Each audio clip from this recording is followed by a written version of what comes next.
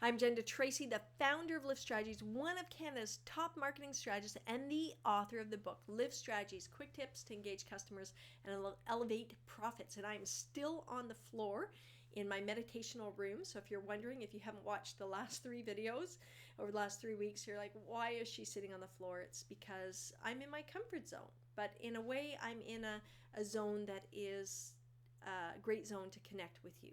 Grounded and happy. So we are on the 3rd tip for why you should niche your marketplace. And there are so many reasons why it's important to focus on a niche, your fan club, that specific group. And as I said, you can have more than one fan club, and you'll see that when you go to people's websites. They'll have different categories for different groups. I was just talking to a friend today who has been hired on a project working for BC Housing for the whole province of BC.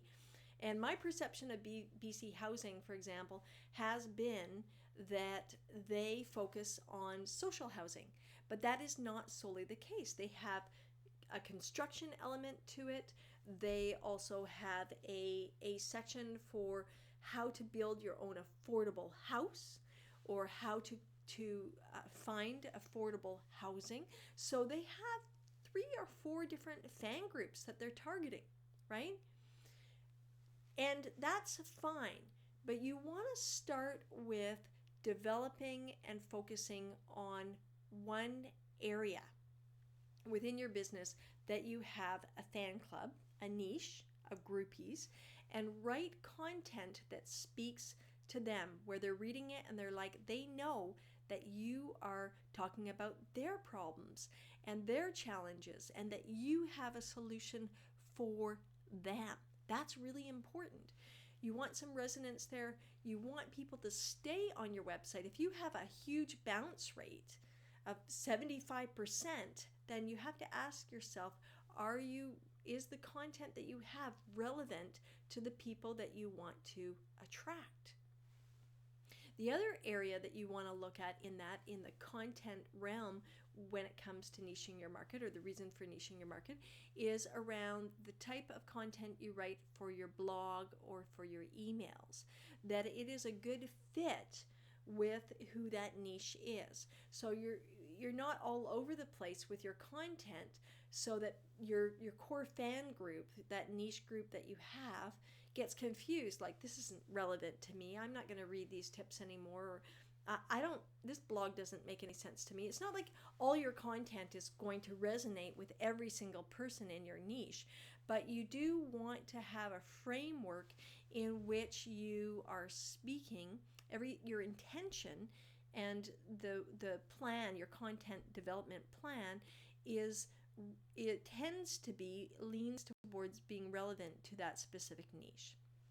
Number 1, you don't have all day, every day to be writing content, I imagine, for your blog. In fact, when I do it, as you can see with this tip, I'm recording 5 or 6 or 7 all at once, because it's just more efficient time-wise. So you can plan out your content for a chunk of time, whether it be for a month, or some people I know in the industry will do 2 months at a time, and they'll get it done, right? Over a day or 2, they'll just get it done. And then it's done for 2 months, and they're not having to worry about coming up with content. But the nice thing too about that is that you can plan a theme that is directed specifically at your niche market, at that fan club, when you do that, when you plan out and you do a series of writing all at once. And you could write a big long blog post and break it down into chunks, for example. Now I'm kind of deviating away from I'm giving you a lot of information, which is great. I'm happy to do that.